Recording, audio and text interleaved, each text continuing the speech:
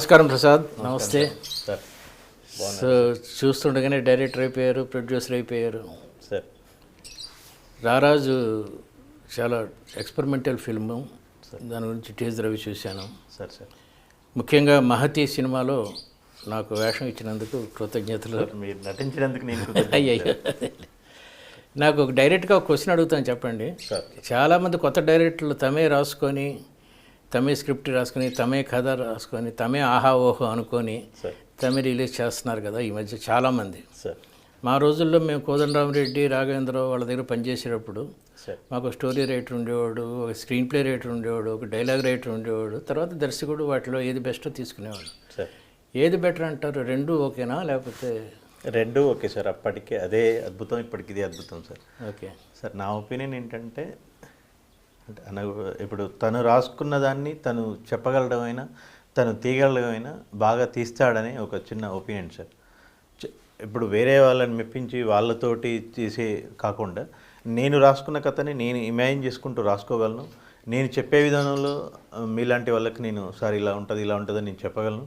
తీసేటప్పుడు కూడా అదే పాయింట్ ఆఫ్ వ్యూలో తీయగలను అని ఒక బలమైన నమ్మకం సార్. ఇప్పుడు ఈ త్రివిక్రమ్ శ్రీనివాస్ లేకపోతే రామ్ గోపాల్ వీళ్ళందరూ వాళ్ళే కథలు రాసుకొని, వాళ్ళే డైలాగ్స్ అవి చూసుకొని, ఎవరైనా అసిస్టెంట్ ఉంటే అసిస్టెంట్ని పెట్టుకొని వాళ్ళే చేసుకొని వాళ్ళే సక్సెస్ చేస్తున్నారు కదా. అవును సార్. మీరు కూడా ఆ కోవలోకి వస్తున్నారు అట్లయితే. అంతే సార్. నేను రాసుకున్న కథని నేను తీయగలిగితేనే బాగుంటుందని అభిప్రాయం సార్. ఏం చదువుకున్నారు మీరు? సార్ నేను MBA చేశాను సార్. MBA చేశాను సార్. MBA, very good. మీ బ్యాక్గ్రౌండ్ అది బాగుందండి ఫైనాన్షియల్గా? పర్లేదండి. సో మీరు 4 ఫిల్మ్స్ 3 ఫిల్మ్స్ ఇప్పుడు ఆల్రెడీ అండర్ ప్రొడక్షన్ ఉంది. అవును సార్. సాధారణంగా రామానాయుడు వాళ్ళు అలా చేస్తూ ఉంటారు, 4-5 ఫిల్మ్స్ ఒకసారి చేస్తూ ఉంటారు. సార్ మీరు ఫస్ట్ బిగినింగే ఇన్ని ఫిల్మ్స్ చేసుకొని ఇంత ఫైనాన్షియల్ కన్స్ట్రైంట్ సార్ అలా చేస్తున్నారు, ఏంటి మీ ఉద్దేశం? ఉద్దేశం మీరు బిజినెస్ మ్యాన్ అన్నారు కాబట్టి చెప్తున్నాను. అవును సార్, బిజినెస్ మ్యాన్ అన్నాను కాబట్టి అన్నిట్లలో ఒక different fruits in one basket అన్న టైప్లో సార్. ఏం లేదు సార్, యాక్చువల్గా మేము మాతృ మూవీతో ప్రొడక్షన్లోకి వచ్చాం సార్. మాతృ మూవీ ప్రొడక్షన్ చేస్తూ ఉండగానే ఈ రారాజా అనే ఐడియా వచ్చింది. దాంతో మాతృ షూటింగ్ కంప్లీట్ అవ్వకముందే రారాజా షూటింగ్ కంప్లీట్ చేశాం సార్. ఆ తర్వాత అన్ఎక్స్పెక్టెడ్గా మన సుహాసిని గారికి స్టోరీ చెప్పడం, వారు ఇమీడియట్గా డేట్లు ఇవ్వడం, వాళ్ళు డేట్లు ఇచ్చినాక ఇంకా పెండింగ్ చేయొద్దని చెప్పేసి ఇమీడియట్గా షూటింగ్ స్టార్ట్ చేయటం, మధ్యలో మిమ్మల్ని కలిసి మీకు చెప్పడం, ఇమీడియట్గా షూటింగ్ కంప్లీట్ చేశాను సార్. అది షూటింగ్ మొత్తం కంప్లీట్ అయిపోయింది సార్. మాది కూడా రారాజు నేను నాకు స్టోరీ తెలుసు సార్. చాలా డిఫరెంట్ కాన్సెప్ట్ అని విన్నాను. ఏంటి అసలు దాని గురించి కొంచెం చెప్పండి. భార్యాభర్తల మధ్య జరిగే కాన్సెప్ట్ సార్. మధ్యలో ఒక పర్సన్ ఎంటర్ అయితే ఎలా ఉంటుంది, తర్వాత ఆలోచన లేకుండా ముందుకు వెళ్ళిపోతే పరిస్థితులు ఏంటి, ఇది స్టోరీ. అంతే సార్. డిఫరెంట్ అంటే మొహాలు చూపించకుండా ఉంటాం. అవును సార్. ఏంటి అదేంటి అది ఎట్లా అంటే అసలు ఎంటైర్ మూవీలో 26 క్యారెక్టర్స్ చేశారు సార్. ఓకే. 26 క్యారెక్టర్స్ ఎవరి ఫేస్ కూడా కనిపించదు సార్. సినిమా అయిపోయేంత వరకు కూడా ఎవరి ఫేస్ కూడా కనిపించదు సార్. అంటే యాక్టర్స్ వాళ్ళు ఎవరున్నా పర్లేదు ఇలా ఇలా ఏ కాన్సెప్ట్లో, అంతేగా? అట్లనే కాదులేండి, కానీ డబ్బింగ్ ఆర్టిస్టులు బాగుంటే చాలు. అంతే సార్. డబ్బింగ్ ఆర్టిస్ట్ బాగుంటే చాలు, టేకింగ్ బాగుంటే చాలు, మ్యూజిక్ బ్యాక్గ్రౌండ్ మ్యూజిక్ బాగుంటే చాలు సార్. కానీ కామెడీకి ముఖ కవళికలు అవి కనబడితే కొంచెం ఎక్కువ నవ్వు వస్తుంది అంటారు. ఓన్లీ డైలాగ్ కామెడీ ఉంటుందా ఇందులో? అంటే డైలాగ్ కామెడీ ఉంటుంది సార్. ఇప్పుడు మీ నావెల్స్లో కానివ్వండి, మీరు చెప్పే కథలలో కానివ్వండి, చదివినప్పుడు ప్రతి వ్యక్తి తనను తాను ఊహించుకొని చదువుకుంటాడు సార్. మ్యాక్సిమం కేసెస్ అంతేనండి. మ్యాక్సిమం కేసెస్ నేనైతే ఇలా ఉండేవాడిని అని ఊహించుకొని చదువుకుంటారు. అప్పుడు ఏ పర్సన్ అయితే అలా నేనే అని ఇమాజిన్ చేసుకుంటారో, ఈ సినిమాకి వచ్చేసరికి కూడా నేనైతే ఎలా ఉంటుంది అని ఇమాజిన్ చేసుకొని చూసుకుంటాడు సార్. ఓకే. అదొక్కటి మాత్రం. అంటే ఒక మర్డర్ జరిగినప్పుడు కత్తి ఒకటి చూపిస్తారు, పొడవటం చూపిస్తారు, అంతవరకు బ్లాక్ పెడతారు సార్. తర్వాత శవాన లాగాల్సి వస్తే ఓన్లీ కాళ్ళు తల కదులుతుంటే చూపిస్తారు. ఇది డిఫరెంట్ కాన్సెప్ట్ కదా. అవును సార్, చాలా డిఫరెంట్. మ్యూజిక్ డైరెక్టర్ ఎవరు? శేఖర్ చంద్ర సార్. మ్యూజిక్ చాలా ఎక్కువ పని ఉంటుంది కదా అతనికి. చాలా కష్టం, ఎందుకంటే మూడ్ దాంతోనే క్రియేట్ చేయాలి కాబట్టి. కానీ ఎక్కువ పని ఉంటుంది, ఎక్కువ ఫ్రీడమ్ కూడా ఉంటుంది సార్. వాళ్ళకి అదే ఫ్రీడమ్ ఉంటుంది. ఫ్రీడమ్ కూడా ఉంటుంది, అంటే రెస్ట్రిక్షన్స్ ఏం లేకుండా వాళ్ళకి చాలా ఫ్రీడమ్ ఉంటుంది. Very good, very good. Songs ఉన్నాయండి ఇందులో? సాంగ్స్ కూడా ఉన్నాయి సార్. మరి సాంగ్స్ క్యారెక్టర్స్ లేకుండా సాంగ్స్ ఎట్లా చూసి? Promotional songs sir. Only promotional songs. ఆ స్టోరీకి రిలేటెడ్గా ఉంటుంది సార్ సాంగ్ కూడా. Okay okay. నేను శేఖర్ చంద్ర గారు కూర్చొని చేసుకున్నాం సాంగ్. ఎన్ని రోజులు షూట్ చేశారు సార్? 15 రోజులు చేశాను సార్. 15 రోజులు. Very good, very good sir. Budget తక్కువలో చేస్తాను మీ ఉద్దేశం? బడ్జెట్ తక్కువ చేద్దాం సార్. ఇంకోటి ఏంటంటే డిఫరెంట్గా కేవలం కథ మీదనే డిపెండ్ అయిన సినిమా సార్ ఇది. ఇప్పుడు మామూలుగా ఏంటంటే ఇంతకు ముందు ఏ సినిమా స్టోరీకైనా మూలం కథే సార్. కానీ ఇప్పుడు ఏంటంటే ఇంతకుముందు సినియారియాలో హీరో పలానా హీరోని, పలానా హీరోయిన్ని, పలానా క్యారెక్టర్ ఆర్టిస్ట్ని చూసుకొని ఆ సినిమాకి వచ్చేవాళ్ళు. కానీ ప్రస్తుతం ఉన్న కాలంలో అందరూ కూడా స్టోరీ బాగుంటేనే వస్తున్నారు సార్. అది ఎంత పెద్ద హీరో కానివ్వండి, ఎంత చిన్న హీరో కానివ్వండి, స్టోరీ బాగాలేతే పక్క పెట్టేస్తున్నారు సార్. Very good. కేవలం కథనమే సినిమా అన్న ఉద్దేశంలో తీసిన చిన్న ఎక్స్పెరిమెంటల్ మూవీ సార్. ఎంతండి డ్యూరేషన్? 99 minutes sir.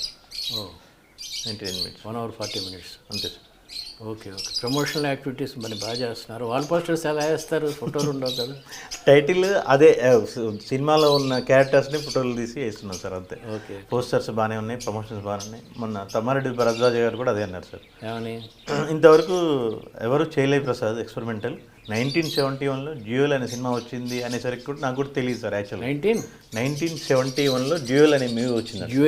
డ్యూయల్ అనే మూవీ వచ్చింది. ఏ భాషలో వచ్చింది? హాలీవుడే సార్. ఓహో, ఓకే. కానీ ఆ దాంట్లో కూడా ట్రక్ కారు కనిపిస్తుండే అన్నారు. కానీ దాంట్లో ఒక పర్సన్ కూడా కనిపించాడు. కానీ మన మూవీలో అసలు ఏ పర్సన్ కనిపించారు సార్. అసలు ఒక్క పర్సన్ కూడా కనిపించారు. జేడీ చక్రవర్తి గారు వీళ్ళందరూ కూడా అసలు మొత్తం not only Indian screen, total world wide స్క్రీన్లో కూడా ఇంతవరకు ఫేస్ కనిపించకుండా సినిమా రాలేదు. ఓకే అని అప్రిషియేట్ చేస్తున్నారు సార్. Okay okay okay. రిస్కే కదా కొంచెం. రిస్కే కదా సార్. మీరు ఎక్కడో రాశారు sir, no risk no story అని. అవునండి. No success, no risk no story no success అని రాశారు. అవునండి, అవును సార్. కానీ బాగా చేస్తున్నారు ఇది. కానీ సక్సెస్ అయితే సార్ చాలామంది అటెంప్ట్ చేయొచ్చు. హీరోస్ కూడా అక్కర్లేకుండా స్టోరీ బలంగా ఉంటే సార్. ఇప్పుడు సింగిల్ మ్యాన్తో చేశారు కదా, సునీల్ దత్తో యాదైన ఒక సినిమా వచ్చింది ఇందులో, ఒకటే ఆర్టిస్టు. అలాగే డైలాగ్ లేకుండా సంగీతం శ్రీనివాసరావు గారు ఒకటి పుష్పక విమానం ఒకటి చేశారు. ఇది థర్డ్ సక్సెస్ అవుతుంది. థర్డ్ ఫిల్మ్ అవుతుంది సార్ ఈ టైప్ ఆఫ్ జోనర్లో. అవును సార్. ఏమేమి సినిమాలు చేశారండి ఇప్పటికి మీరు? సార్ ఇప్పుడు మాతృ ప్రొడక్షన్ చేశాను. Production sir. మీరు ప్రొడ్యూసర్? ప్రొడ్యూసర్ చేశాను సార్. డైరెక్టర్ వేరే సార్. ఓకే. దాంట్లో 3 songs నేనే రాశాను సార్. మళ్ళీ ఈ రారాజు ఇది ఒకటి సార్. మళ్ళీ మనం అందరం కలిసి రారాజులో సాంగ్స్ కూడా మీరే రాశారు? నేనే రాశాను. ఇప్పుడు మహతిలో అంటే ఇంకా ఆడియో సిట్టింగ్స్ ఏం జరగలేదు సార్. ఇంకా సాంగ్స్ చేయలేదు సార్. మీరే రాస్తారా? స్టోరీ నేనేం రాయను songs. Depends upon situation. Okay.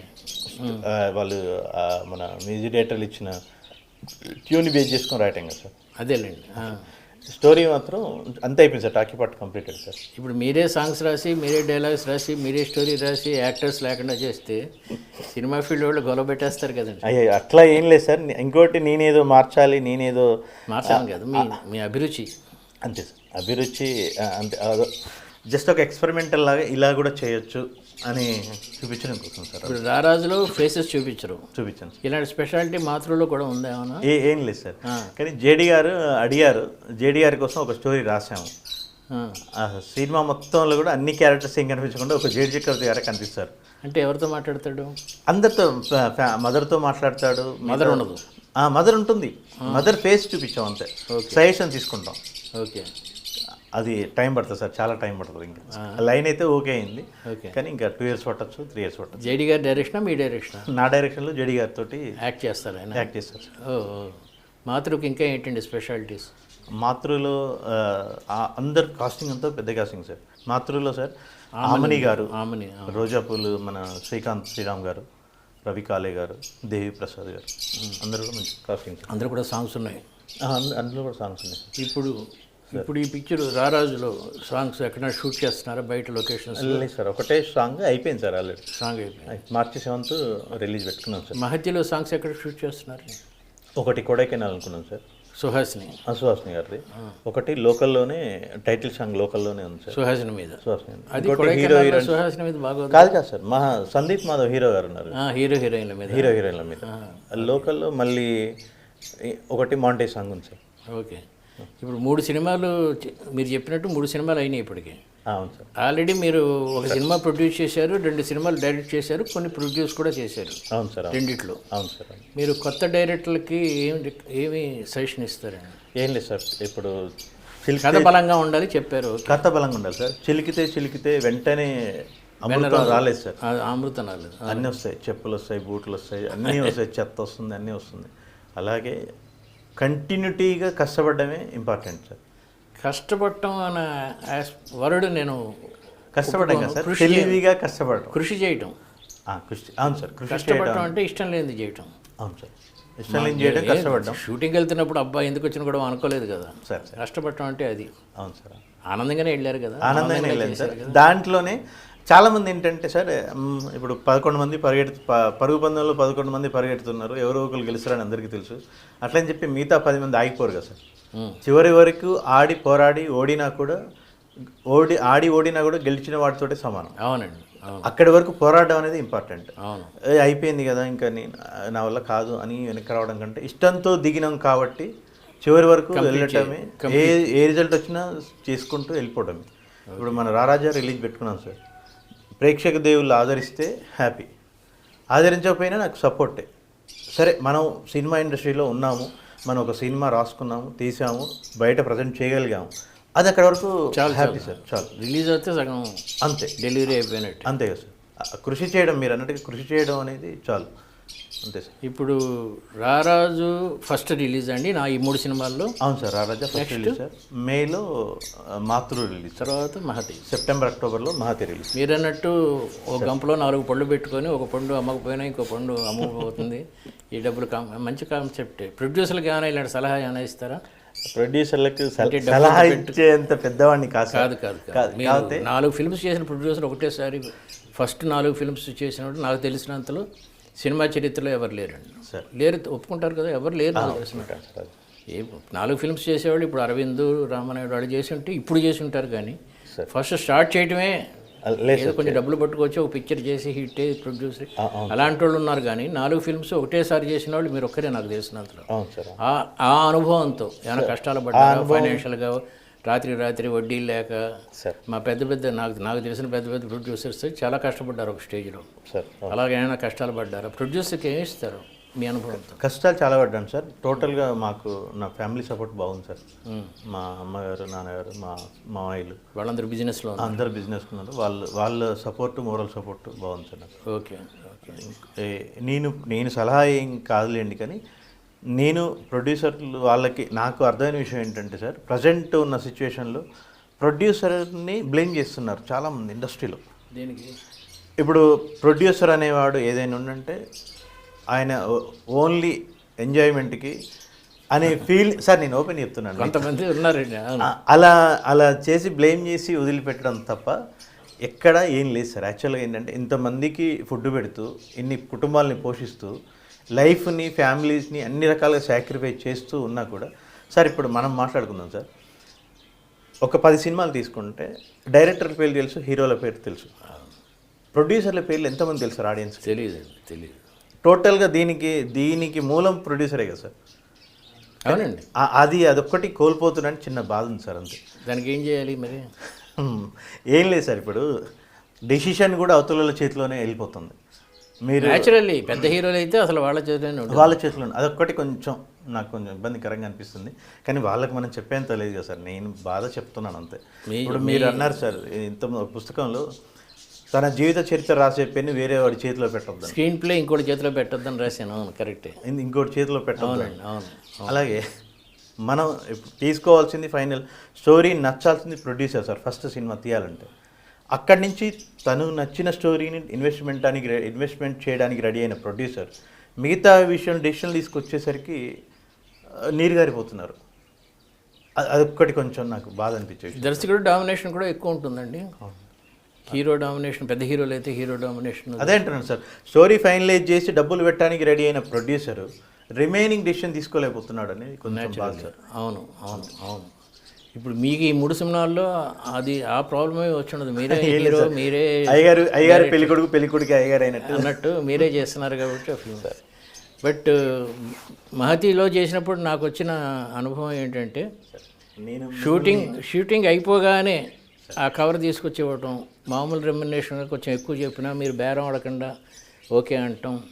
ముఖ్యంగా కారు ఎక్కుతూ ఉండగా కవర్ తీసుకొచ్చి డబ్బింగ్ వరకు కూడా ఆకుండా చేయటం, మీరన్నట్టు యూఆర్ ఎ గుడ్ ప్రొడ్యూసర్ అండి. Thank you so much. లేదు సార్, అంటే నేను మీ గురించి చెప్పాలంటే ఇంకా మీరు నాకు చెప్తే నో సార్, నేను అనేది ఏంటంటే సార్, అసలు నేను మీ దగ్గరికి రావటం, నేను మీతో స్టోరీ చెప్పడం, మీరు రావటం, నటించడం నాకు చాలా సంతృప్తి అనిపించింది. నేను ఇప్పుడు మాట్లాడుకున్న విషయం ఏంటంటే, అసలు మీకు ఎలా అనిపించింది సార్ అక్కడ డైలాగులు కానివ్వండి, సీన్ ఎలా జరిగింది, మీకు ఎలా అనిపించింది అని నేను అడుగుతున్నాను. నాకు ఫస్ట్ అనిపించింది ఏంటంటే you are very confident about yourself. Suhasin గారు కూడా అదే అన్నారు నాతో. సార్ కొత్త డైరెక్టర్ అయినా ఎంత కాన్ఫిడెంట్గా చేస్తున్నాడు చూడండి. సార్ షార్ట్ డివిజన్లో ఏవి కన్ఫ్యూజన్ లేకపోవడం, సార్ ఎవరి షాట్లు ముందు తీయాలి, ఎవరి షాట్లు తర్వాత తీయాలి, సుహాసిని గారిని ఎప్పుడు క్యారవాన్కి పంపించేయాలి, నాతో ఎక్కడ చేయాలి అంటే, అలాంటి అలవాటు ఉన్న డైరెక్టర్లు బాపు గారు ఒకరు, సార్ రాఘవేంద్రరావు గారు ఒకరు, సార్ వాళ్ళలో చూశానండి. మళ్ళీ మీలో చూస్తున్నాను. Thank you sir, thank you so much. ఎలా చేయాలి, ఏ సీన్ తర్వాత ఏ షాట్ తర్వాత ఏ షాట్ తీయాలి. తర్వాత డైలాగ్ కూడా నేను ఒకసారి ఏదో చిన్న సజెషన్ చెప్పకపోతే వద్దండి ఇది ఇలాగే ఉంచండి అన్నారు మీరు, నాకు గుర్తుంది. ఆ కాన్ఫిడెన్స్ ఉండాలండి డైరెక్టర్, ఎందుకంటే మీరే కదా ship captain, ship of the captain మీరే, మీకు తెలుస్తుంది. సార్ నేను ఎక్కడో రాశాను, మంచి నాయకుడు సలహాలు తీసుకుంటాడు కానీ నిర్ణయం అతనే తీసుకుంటాడని, అది ప్రూవ్ చేశారు. Sir thank you sir, thank you so much. Prasad, ఈ రారాజు టీజర్ చూశాను, సార్ చిన్న చిన్న స్టిల్స్ చూశాను, సార్ స్టోరీ విన్నాను, సార్ ఎక్స్పెరిమెంట్ చేస్తున్నారు. సార్ ప్రేక్షకులకి ఇది బాగా నచ్చాలని మనస్ఫూర్తిగా కోరుకునే వాళ్ళు నేను ఒకడిని, ఎందుకంటే నేను ఎప్పుడూ ఎక్స్పెరిమెంట్స్ని ఇష్టపడతాను. సార్ థ్యాంక్ యూ ఈ ప్రయోగం సక్సెస్ అయితే సినిమా చరిత్రలో చాలా పెద్ద పెద్ద మార్పులు జరుగుతాయి సార్. నేను అనుకోవచ్చు ఒక సినిమా వల్ల మార్పులు జరుగుతాయి, ఒక్క నవల వల్ల కూడా మార్పులు జరిగింది నా అనుభవం ఉంది కదా. అవును సార్. అప్పటి వరకు రకరకాల డ్రీమ్స్లో ఉన్న నవల సాహిత్యాన్ని ఇంకో రకంగా మార్చాం కదా. అవును సార్. అలాగే మీరు ఇప్పుడు ఈ రారాజు, ఈ మహతిలో కూడా హీరో చిన్న వేషం, సైడ్ వేషం అనుకుంటున్నాను. మంచి రోల్ సార్ ఈరోజు కూడా. అవునా? హీరోది కూడా చాలా మంచి రోల్ సార్, డిటెక్టివ్ అతను. ఓహో, డిటెక్టివ్. అతను detective. So hero Suhasini main, lady ఓరియంటెడేనా? లేడీ ఓరియంటెడ్, కానీ హీరో గారికి కూడా చాలా స్కోప్ ఉంది సార్. అవునా? చాలా మంచి స్కోప్ ఉంది. ఓకే, అది కూడా నావెల్ పాయింట్ అనుకోండి, ఇఫ్ ఐమ్ కరెక్ట్. చెప్పాను సార్, కిడ్నాప్స్ అవి జరుగుతాయి అదేనా? అదే కదా. అవును సార్. యా. మ్యాక్సిమం మీకు నేను ప్రతి స్టోరీ మీకు చెప్పారు. అంటే ఎన్నో స్టోరీస్ వల్ల కన్ఫ్యూజ్ అయ్యాను. ఆ కిడ్నాప్స్ కాకపోతే ఏంటంటే ప్రతి స్టోరీ నేను మీకు ముందు వచ్చి మీకు చెప్తున్నాను. ఆ వెరైటీ, స్టోరీలో వెరైటీ ఉంటాం సార్, ఇందులో టేకింగ్లో వెరైటీ ఉంటాం సార్. ఆ మూడో సినిమా కూడా హిట్ అవ్వాలని, మీరు నెక్స్ట్ స్టేజీలోకి వచ్చినప్పటికీ సార్ మనం ఇక్కడ కాకుండా ఏదైనా ఒక కొడైకెనాల్లోనో ఎక్కడో నెక్స్ట్ ఇంటర్వ్యూ ఉండాలని ఆశిస్తున్నాను. Thank you sir. Thank you very much. Thank you. Thank you.